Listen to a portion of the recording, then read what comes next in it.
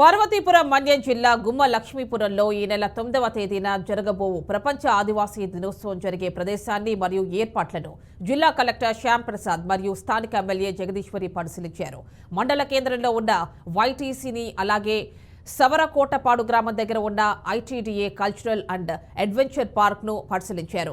ITDA park అభివృద్ధి చేయటం గురించి సంబంధిత అధికారులకు పలు సూచనలు చేశారు. అలాగే వర్షాకాల నేపథ్యంలో అధికారులు ప్రజలకు నిత్యం అందుబాటులో ఉండాలని, విధుల్లో నిర్లక్ష్యం లేకుండా సమన్వయంతో పనిచేయాలని సూచించారు.